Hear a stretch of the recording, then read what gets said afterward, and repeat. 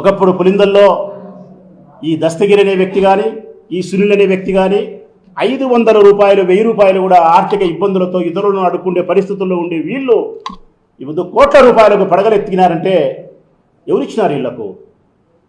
సునీతం ఇచ్చిందా? నర్రెడ్డి రాజశేఖర రెడ్డి ఇచ్చినాడా? చంద్రబాబు నాయుడు ఇచ్చినారా? ఇచ్చినారు. దేనికోసం ఇచ్చినారు మీరు? బోలులో ఉండే పంజరంలో ఉండే ఈ శిలకతో పలుకులు మీరు పలికించేదానికి మీరు డబ్బులు ఇచ్చినారు. కోటీశ్వరులు చేసినారు వాళ్ళను. మీరు పలకమన్న పలుకల్లా పలుకుతాంటాయి ఆ శిలకలు. మీ ఇష్టానుసారం మాట్లాడిస్తున్నారు వాళ్ళతో. మీరు వీళ్ళు కేసు పెడితే వాళ్ళు రిజిస్టర్ చేసి కొడతారా పోలీసు వాళ్ళు? 500 రూపాయలు 1000 రూపాయలు ఇబ్బందులు పడే దస్తగిరి సునీల్ యొక్క కేసులు వాదించే లాయర్ ఎవరు ప్రజలారా తెలుసునా మీకు? సుప్రీంకోర్టులో ఉండే ఈ దేశంలోనూ అత్యంత ఖరీదైన లాయర్ సిద్ధార్థ లూత్రా. ఈ రాష్ట్ర ముఖ్యమంత్రులకు మాజీ ముఖ్యమంత్రులకు వాదించే లాయరు, స్వయానా చంద్రబాబు నాయుడుకు పర్సనల్ లాయర్ సిద్ధార్థ లూత్రా. గంటకు ₹1 కోటి 50 లక్షలు తీసుకునే లాయరు అతను వాదిస్తాడు మా పులివెందుల దస్తగిరికి సునీల్కు. మరి ఎమ్మెల్యేలు మేము 2 సార్లు చేసినాం. మేము ఇప్పుడు అమరావతి నుండి హైకోర్టు ఉండే ఒక రకమైన లాయర్ని పెట్టుకుంటే ఒక వాయిదాకు 5 లక్షలు 10 లక్షలు అడిగితే అంత ఇయ్యలేము లేవని చెప్పి మేము 2 లక్షలు ఇచ్చే లాయర్ దగ్గరికి పోతున్నాం. మేము 2 లక్షలు తీసుకునే లాయర్ దగ్గరికి పోతున్నాం మేము. కానీ దస్తగిరి సునీల్ మాత్రం సిద్ధార్థ లూత్రాను పెట్టి వాదిస్తున్నారు. ఏమి దీని మర్మం? ఈ స్థితి ఎక్కడి నుంచి వచ్చింది వాళ్ళకు? ఇంత డబ్బులు ఎక్కడి నుంచి వచ్చినాయి? ఇంత పొలిటికల్ పవర్ ఎక్కడి నుంచి వచ్చింది? కారణం దీని వెనక ఉండేది, ఆడిస్తాండేది సునీతమ్మ చంద్రబాబు నాయుడు. సునీతమ్మ చంద్రబాబు నాయుడు వీళ్ళు తప్ప మరొకరు కాదు దీని వెనక ఉండేది. ఈ కేసును పట్టుకొని రాష్ట్ర వ్యాప్తంగా అసలు వేరే సందర్భమే లేనట్టు, అంటే ఈ రాష్ట్రంలో ఏదే కానీ చర్చించడానికి సమస్యలు లేనట్టు, ప్రజా సమస్యలే లేనట్టు, ఒక్క వివేకానంద రెడ్డి హత్య మాత్రమే ఉన్నట్టు మాట్లాడుతున్నారు. ఈ ప్రభుత్వం వచ్చిన 9 నెలల కాలంలో 100 మంది మరణించినారు. అమ్మాయిలు మానభంగాలకు గురైనారు. రైతులు ఆత్మహత్య చేసుకున్నారు. రైతుల ఆత్మహత్యలు మీరు ప్రస్తావించరు. అమ్మాయిల మానభంగాలు అయితే ప్రస్తావించరు. వాళ్ళ నీళ్ళలో సంపి వేస్తే మీరు ప్రస్తావించరు. ఇచ్చిన హామీలను నెరవేర్చేది ప్రస్తావించరు. కరువు కాటకాలను ప్రస్తావించరు. ప్రజల ఆరోగ్యాలను ప్రస్తావించరు. ఒకటి ప్రస్తావిస్తాం, జగన్ జగన్ జగన్ జగన్ జగన్ జగన్. ఇంతే ఈ నామధేయంతోనే మీరు కాలాన్ని గడిపే పరిస్థితికి వచ్చినారు. నిజమే, అయ్యన్న పాత్రుడు చెప్పిన మాట అక్షరాల సత్యం. వాడు ఓడినాడురా, మరణించలే. జగన్ అనేవాడు ఓడినాడు, మరణించలేదని అయ్యన్న పాత్రుడు చెప్పిన మాట అక్షర సత్యం.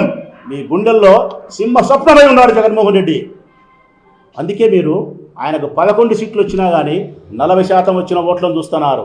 3 పార్టీలు ఏకమైనా కూడా, 30 అబద్ధాలు చెప్పినా కూడా, అసత్య ప్రచారం చేసినప్పటికి కూడా, ఎలక్షన్ కమిషన్ మీరు ఉపయోగించుకున్నప్పటికి కూడా 40% ఓట్లు వచ్చిన జగన్ అంటే మీ గుండెల్లో రైళ్లు పెరుగుతున్నాయి. కాబట్టి రాబోయే ఎన్నికల నాటికి ఇంకా ఆయనను అపవిత్రుని చేసేదానికి, రాజకీయంగా ఆయన స్థాయిని దిగదార్చేదానికి వివేకానంద రెడ్డి హత్యను మీరు ఉపయోగించుకునే క్రమంలో ఇదంతా చేస్తున్నారు.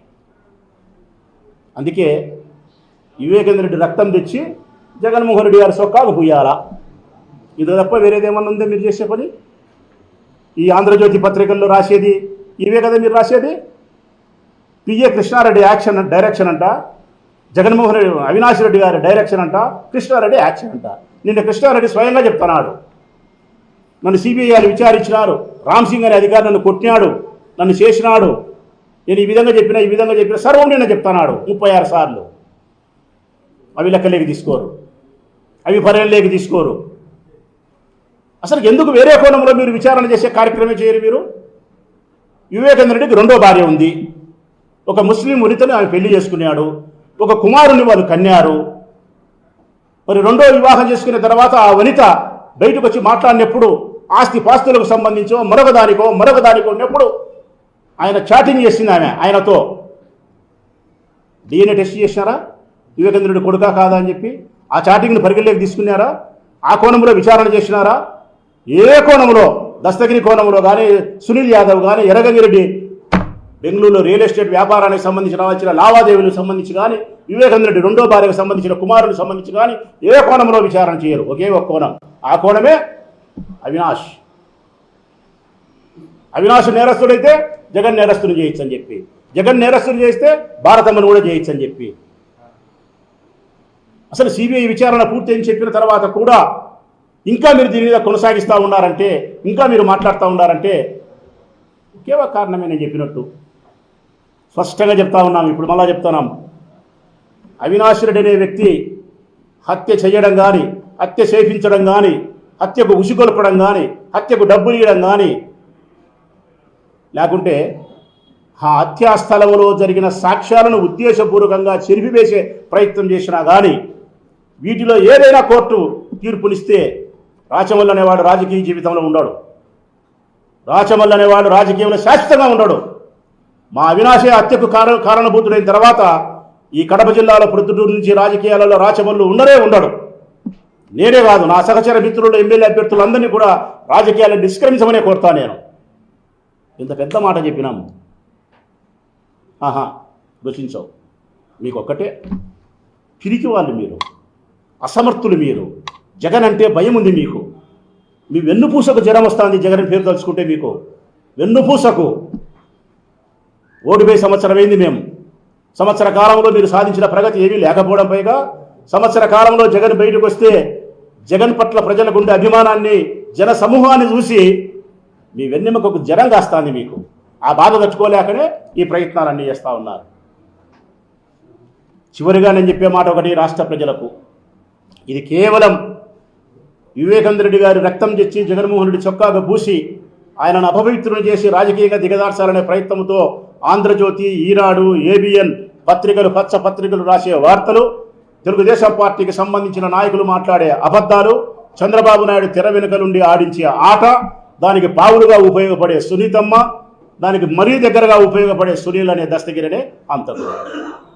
రాష్ట్ర ప్రజలకు ఒక మాట చెప్పాలా నేను, ఎంత విచిత్రం అంటే, ఒక ఎంపీని 6 సార్లు 5 సార్లు ఎంపీ శాంతి కాముకుని, ఉత్తముని, వివేకానంద రెడ్డిని పట్టుకొని 4-5 గంటల సేపు రాత్రి 10 నుంచి తెల్లారుతన 3 గంటల వరకు నరకం చూపించి హత్య చేసినారు. హింసించి చంపినారు. నరకం, అంతగా నరకం చూపించి చంపితే మేమే చంపినామని చెప్పి దస్తగిరి సునీలు మీడియా ముందుకు వచ్చి చెప్తే, చంపిన వ్యక్తులతో చంద్రబాబు నాయుడు అప్రూవర్ అనే ఒక పదాన్ని ఉపయోగించి, అప్రూవర్ అంట ఆయన అప్రూవర్గా మారిపోయినాడు కాబట్టి ఈయన సభ్య సమాజంలో తిరగడానికి అర్హతనిస్తారా? జైళ్ళలో ఉండరా? వీళ్ళు మటుకు పులిందలో తిరగచ్చు, కడపలో తిరగచ్చు, పంచాయతీలు చేయొచ్చు, సెటిల్మెంట్లు చేయొచ్చు. ఎవరు? వివేకానందుడిని మేమే హత్య చేసినాం, శారీరకంగా మానసికంగా హింసించి చంపినామని చెప్పిన వ్యక్తులు అప్రూవర్గా మారితే వారికి శిక్షలు లేవా? వాళ్ళు సభ్య సమాజంలో తిరగచ్చునా? హత్య చేయకుండా ఉండే వ్యక్తులను, సమాజంలో గౌరవస్థానం నుండి అవినాష్ రెడ్డి లాంటి వ్యక్తులను, ముఖ్యమంత్రిగా పనిచేసిన జగన్మోహన్ లాంటి వ్యక్తులను నేరస్తులుగా చూపించే ప్రయత్నం చేసి, ఇది ఒక పాలన, ఇది ఒక ప్రభుత్వం, ఇది ఒక పోలీసు, ఇది ఒక చట్టం. ఎక్కడ న్యాయమే ఇది? మాకు తెలియక అడుగుతా. 500 లెక్కలేనోడు కోట్లు ఎట్లొస్తాయా దస్తగిరికి? 1,00,000 రూపాయలు ఇచ్చి లాయర్లు పెట్టుకోలేడు ఆ పిల్లోడు. సిద్ధార్థ లూత్ర లాయర్ని పెట్టుకోగలుగుతా అంటే ఎవరు దీన్ని తెర వెనుక నుండి ఆడిస్తారనేది అర్థం కాదా? మీరు ఒకటే మాటే, ఈ రాష్ట్రంలో జగన్ను ఎవరు ప్రేమించినా, జగన్ అనే వ్యక్తిని ఎవరు ప్రేమించినా, రాజకీయ నాయకులు ఎవరైనా సరే, ప్రజలు కానీ సినిమా వాళ్ళు కానీ ఎవరు ప్రేమించినా వారి ప్రేమకు తగినటువంటి బహుమానం ఉంటుంది. ఆ బహుమానమే వేదన, శిక్ష, జైలు, కేసు, బెయిలు. జగన్ను ఎవడంతే ప్రేమిస్తే దానికి తగినంతటువంటి శిక్ష.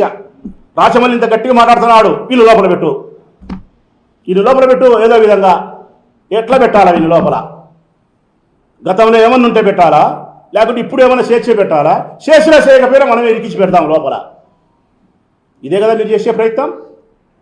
దీనివల్ల ఏం జరుగుతుంది రాష్ట్రానికి? 4 దినాలు మేము బాధపడతాం, 20 దినాలు మేము బాధపడతాం, కానీ ఫైనల్గా నష్టం జరిగేది ఎవరికి తెలిసినా? ప్రజలకు. ప్రజాస్వామ్యం చచ్చిపోతుంది. ప్రజాస్వామ్యాన్ని చచ్చిపోతే ప్రజల స్వేచ్ఛ పోతుంది. ప్రజల స్వేచ్ఛ పోతే నియంత్రిత పాలన వస్తుంది. నియంత్రిత పాలన వస్తుంది. ఒకటే పరిపాలన చేస్తాడు వాడు, నియంతగా తయారవుతాడు, చంద్రబాబు నాయుడులాగా తయారవుతాడు.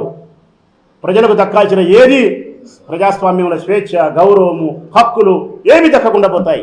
అంటే ఫైనల్గా మీరు నష్టం చేసేది ఎవరికంటే ప్రజలకు నష్టం చేస్తారు. ప్రజాస్వామ్యం చచ్చిపోతే ప్రజలకే నష్టం జరుగుతుంది. ఇది తెలుసుకోవాల్సినటువంటి బాధ్యత ప్రజలకు ఉంది, పాలకులకు ఉందని చెప్పి వినయంగా తెలియజేస్తూ సెలవు.